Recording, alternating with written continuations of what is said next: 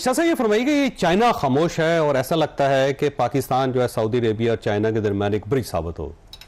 دیکھیں دنیا کا یہ نظام پچھلے 80 سال میں تیسری دفعہ تبدیل ہو رہا ہے اور اس میں جو بنیادی سب سے بڑا فیکٹر ہے وہ چائنا کے رائز سے زیادہ امریکہ کی تشویش ہے بھارت جو چائنا کے رائز کے. چائنا نے تو کوئی ڈائریکٹلی کبھی تھریٹن نہیں کیا امریکہ کو, لیکن اس کے رائز وہ ایک ایسی ریالٹی ہے کہ امریکہ کی یہ جو خواہش اور کوشش ہے کہ اس یونی پولر مومنٹ کو پریزرو کیا جائے اور چائنا کے رائز کو ڈیلے یا ڈسرپٹ کیا جائے, یہ اس وقت امریکہ کی قومی سلامتی کی پالیسی کا سب سے بڑا اسٹریٹجک آبجیکٹو ہے. تو اس کانٹیکس میں تین چیزیں ہوئی ہیں.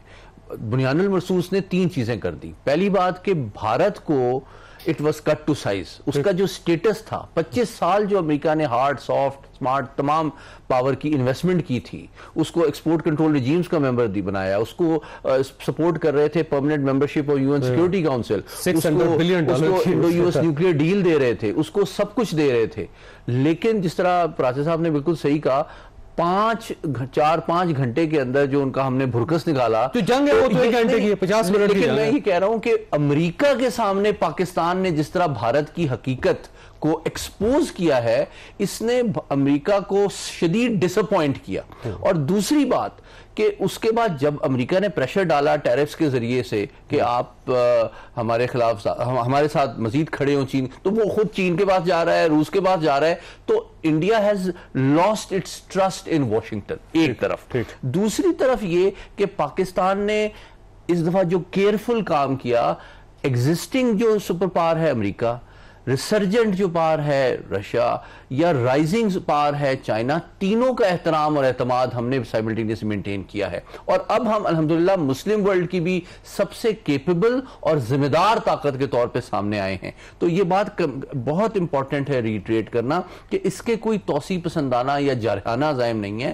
اگر کوئی بھی ملک جو ہے وہ سعودی عرب یا پاکستان کے خلاف جارحانہ عزائم نہیں رکھتا تو اس کے لیے کوئی پریشانی کی بات نہیں ہے. اور اگر کوئی اٹیک کرنا چاہتا ہے تو اس کے لیے میسج یہ ہے کہ جو ایلیمنٹس آف نیشنل پاور ہیں سعودی عرب اور پاکستان کے, اب وہ سینرجائز ہو گئے ہیں.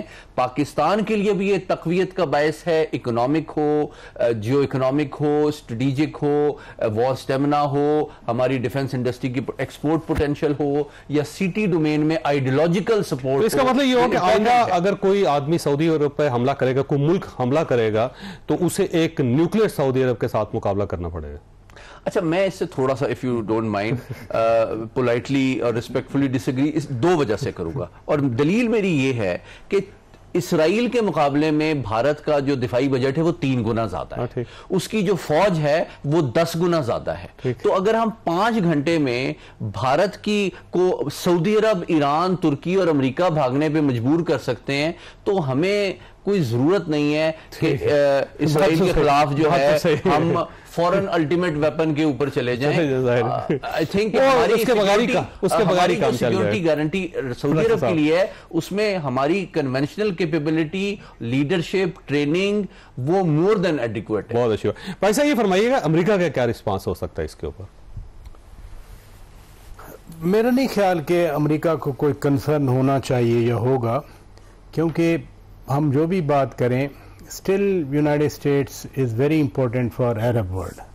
یعنی قطر پہ اٹیک ہوا, بٹ قطر کے وزیر اعظم جیسا میں نے پہلے کہا وہ امریکہ ہی پہنچے, وہاں جا کر انہوں نے ملاقات کی. دوسرا یہ ہے کہ جتنی ڈیپ انٹرینچمنٹ یونائٹڈ اسٹیٹس کی ہے عرب ورلڈ میں, وہ ایک اعلان سے کسی ملک کے ساتھ معاہدہ کرنے سے وہ ختم تو نہیں ہوگی. ڈیپینڈنس آپ کو یاد ہے, اربوں کی انویسٹمنٹ بہت ہے. اچھا, تیسرا انویسٹمنٹ والا ہے. ابھی تک امریکن فورسز تو ہے نا, خود قطر میں آپ کو پتہ ہے سب سے بڑا جو اڈا ہے وہ قطر میں ہے, اور 10,000 سولجر ہیں, اتنا بڑا اڈا ہے. بحرین میں دیکھ لیں, مینا سلمان پورٹ پہ ان کا نیول ریجنل ہیڈ کوارٹر ہے. سعودی عرب میں دمام والے علاقے میں US ٹروپس ہیں باقاعدہ. اس لیے, اور دوسرا یہ ہے کہ پاکستان کے ساتھ جیسے شاہ صاحب ابھی فرما رہے تھے, پاکستان کا تو امریکہ کے ساتھ ریسرچ ہوا ہے نا, یعنی ابھی اس ٹرمپ ایڈمنسٹریشن میں جو ہماری ریوائول ہوئی ہے ریلیشن شپ کی امریکہ کے ساتھ، not at the cost of any our relationship, وہ ہم اور آگے جا رہے ہیں نا. پرائم منسٹر سعودی عرب میں اتنا بڑا ایگریمنٹ کر کے لنڈن گئے، لنڈن سے وہ امریکہ جائیں گے اور وہاں بھی انٹریکشن ہوگا. پاکستان کے army chief field marshal Asim Munir Syed صاحب کو لنچ کروایا، کس نے؟ پریزیڈنٹ آف یونائٹڈ اسٹیٹس نے، اور بڑی تعریف کی، اور انہوں نے کہا کہ ویری فروٹفل میٹنگ. اس لیے سعودی عرب بھی یونائٹڈ اسٹیٹس کا الائے ہے، پاکستان بھی یونائٹڈ اسٹیٹس کا الائے ہے. دو ملکوں کا agreement not at the cost of any third party, اور کبھی اس میں نہیں ہے، نہ ہی کبھی یونائٹڈ اسٹیٹس نے کہا ہے کہ وہ سعودی عرب پہ اٹیک کریں گے، اور نہ کبھی ان کی ایسی پلاننگ رہی ہے. میں کہہ رہا ہوں پارٹنرشپ. ٹھیک. اچھا ویسے ایئر مارشل صاحب یہ فرمائیے کہ یہ جو پیکٹ ہے یہ ڈیفنس کا ہے یا افینس کا؟ میرے خیال میں یہ پیکٹ فار پیس ہے. دیکھیں اس طرح کے جو پیکٹس ہوتے ہیں وہ لڑنے کے لیے نہیں ہوتے، وہ انشور کرنے کے لیے ہوتے ہیں کہ لڑائی نہ ہو. ٹھیک ہے نا. اور لڑائی نہ ہونے کے لیے بہت ضروری ہے کہ جو اگریسر ہے، جس طرح ہم سب باتیں کر رہے ہیں، اگریسر کو یہ ڈر اور خوف ہو کہ جی کہ اگر میں اگریشن کروں گا، اگر میں اٹیک کروں گا تو مجھے میرا نقصان میرے فائدے سے زیادہ ہوگا، کیونکہ یہ ہمیں چھوڑیں گے نہیں، چھوڑیں گے. سو الحمدللہ یعنی کہ سعودی عربیہ بذات خود ایک کیا کہتے ہیں ایک سٹرونگ کنٹری ہے، لیکن اگر وہ اپنے آپ کو ایک بڑی ایک پاور کے اگینسٹ اس کیپیبل نہیں سمجھتا اور اس نے پاکستان کی مدد مانگی ہے تو ہمارے لیے یہ بہت فخر کی بات ہونی چاہیے، اعزاز کی بات ہے. اور ہمارے لیے ہمیں اس کے اوپر خوش ہونا چاہیے کہ جب مسلم ممالک آپس میں اتحاد کریں گے تو جو ایک امہ کا کانسیپٹ ہے وہ بھی اجاگر ہوگا، اور جس میں کہتے ہیں کہ جب بھائی آپس میں مل کے آگے بڑھتے ہیں تو اس میں بھی برکت آتی ہے.